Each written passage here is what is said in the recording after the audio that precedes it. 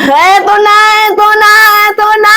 Pati bagyo daw po guys, sinabotahe ni First Lady. O, alis go, pasok! This is the police speaking. Paging after beat. Emergency, emergency. Paging after beat. Emergency, emergency. Paging after beat. Emergency, emergency. Paging after beat.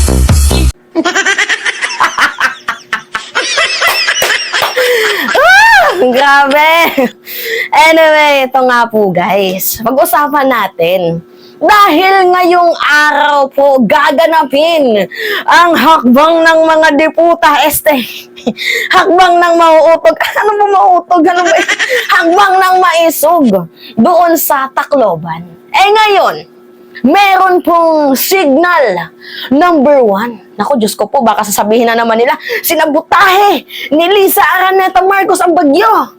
Kasi kung kahapon, guys, di ba sinabi ko sa inyo na under maintenance nga po ang Tacloban. Kaya hindi available guys yung himpapawid na flight. Kaya mahal yung ticket. Actually, nung April 26 pa po nag-post, April 16, April 26, if I'm not mistaken, nag-post ang CAAP na sinasabi na under maintenance po from May 2 hanggang August 2 ang Tacloban Airport. So, kung may biyahe man, talagang mahal. Pero kung gusto nyong makamura, pwede kayong mag-land transpo.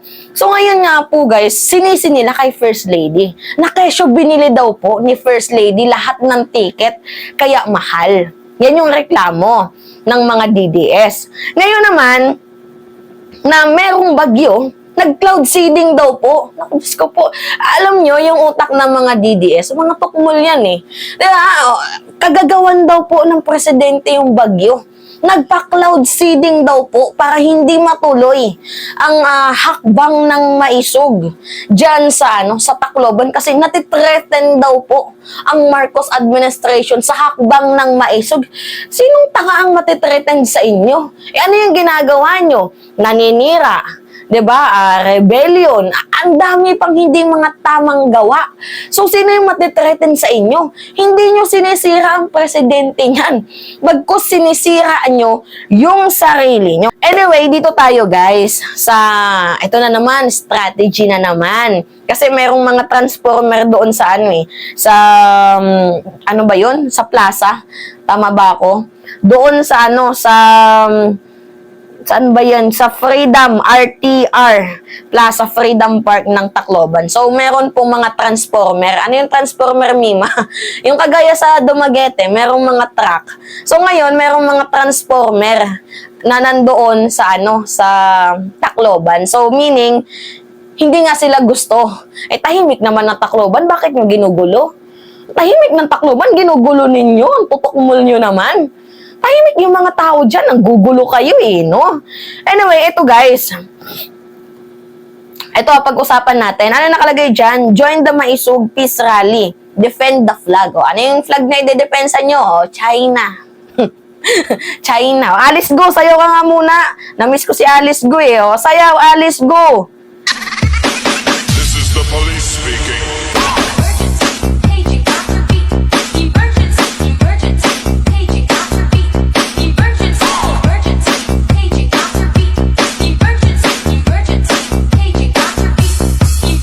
Muntikan na kaming hindi magsabay. Diba nakalagay dito, defend the flag daw. Hakbang ng maisog.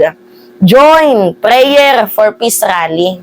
99, paninira, rebellion, pambibintang, paninisi, paninira, 1% prayer rally. Ngayon nga po guys, na mayroong mga transformer doon sa Tacloban, ito guys is another kind of strategy nila. Kasi, yung pinupunto ko, may pattern na Doon pa lang sa Bulacan, nangyari sa Dumaguete, dadalhin nila dito sa Tacloban. Yung tipong, pupunta sila sa mga lugar na hindi sila welcome. Kasi, pag hindi sila welcome, may posibilidad na hindi sila payagan, may posibilidad na ayaw ipagamit sa kanila yung venue. Kasi may reason din naman yung mga governor at mga local dyan, may mga katungkulan. Una, syempre, tahimik yung lugar, guguluhin ninyo. Binabahiran nyo yun ng kasamaan. Walang natitretend. Ang problema kasi dito, yung mga tao ayaw ng gulo. Baka magkagulo, mapukpok pa kayo sa ulo, kasalanan pa ni President Marcos. 'Di ba? So ito na nga guys yung punto dito. Pumupunta sila sa mga lugar na kung saan hindi sila welcome. Para pag hindi sila pinayagan, nandito napapasok yung martial law. Minamartial law kami ng presidente. Pinipigilan kami ng presidente. Iniipit kami ng presidente. Yan yung ano nila yan yung gusto nilang ipamuka. Na parang kumbaga wala silang kalayaan sa kanilang freedom of expression. Pupunta sila sa mga lugar na hindi sila welcome. Tapos pag hindi sila pinayagan, ang sisi kay President Marcos. Nagigets niyo ako, guys? Kumukuha sila ng simpatsya sa mamamayang Pilipino na ganito na yung nangyayari. Sa ating administrasyon, bumoses na kayo kasi ginaganito tayo ng Pangulo. Gusto niyo ba yun? Magka-martial law? Diba? Ganyan yung yung gusto nilang i-insist sa taong bayan. Pero sa akin, guys, huwag kayong magpapaniwala sa mga yan. Mga tarantado yan Alam niyo naman yung ginagawa nila, unang-una, paano kayo papayagan ang ginagawa niyo hindi naman nakakatulong sa ating bayan? Paano kayo papayagan ang ginagawa niyo hindi naman nakakapagpa-improve sa ating bayan? Okay lang na mag-peace rally kayo, peace lang sana. Kaso ang ginagawa niyo may rebellion na, inciting to sedition. Diba? Tama ba yun? So, walang problema kung mag-rally kayo. Choice niyo yan Lahat naman tayo may free will. Lahat tayo may kalayaan. Pero yung magpo-promote kayo ng hindi maganda, yung sedition, rebellion, maninira kayo, hindi naman ata tama yun. Parang below the belt na yun. Parang nakaka-insulto dyan sa sa locality na pinupuntahan yung lugar. Insulto yun Diba? Yung magrarally kayo, tapos yung gagawin nyo maninira sa isang tao, insulto. Insulto. Ngayon, ito yung video, pakita ko sa inyo. Papanoodin nyo to Kung saan madaming transformer. Panoodin nyo. Yan.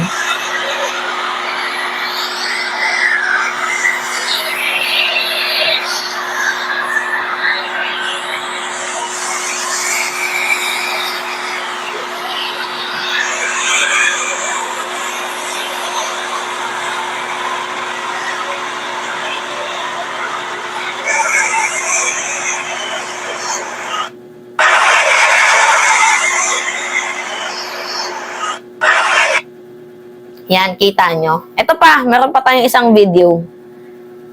Yan, walang sound yan kasi baka mamaya makapiright tayo ba. Ako na lang yung magsa-sound.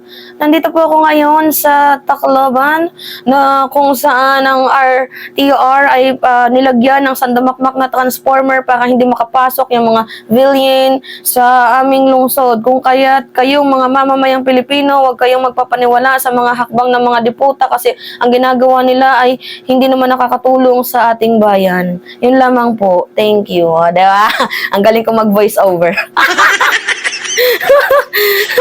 Anyway, yung punto natin dito guys, ba't sila pumupunta sa mga lugar na ayaw sa kanila? 'Di ba? Kasi kung gusto ng mamamayang Pilipino sa inyo, sila yung magpupursue para sa inyo. Ang problema, kayo yung push ng push. Kahit hindi naman, 'di ba? Kahit hindi naman kayo welcome sa isang lugar na yun. Tapos ngayon, magrereklamo kayo na mahal yung airfare, akala ko ba organic? 'Di ba?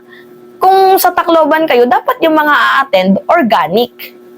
Wala Ang nangyari kasi dito guys, may mga taga Manila, may mga taga Davao, mga hakot. So hindi kayo organic. Nagpaparami lang kayo para masabi na, yung mga taga-Tacloban, sumiklab na, gusto na din patalsikin ang Romualdez, mga ganyan-ganyan. Diba kung hindi ba naman kayo mga engot? Nantatarantado kayo. Tahimik yung lugar, ginugulo ninyo. Tapos ngayon na hindi kayo payagan, galit na galit kayo, ang sisi nyo sa gobyerno. Ang gusto lang naman ng atin ng gobyerno, promote peace. Nagpo-promote ba kayo ng peace? Hindi. Kasi yung ginagawa nyo, nanggugulo kayo. Mga tarantado eh. Anyway, yun lamang po guys. At it's me again, si Mima Alicia nyo. At nagbabalik ulit para sa ating panibagong video.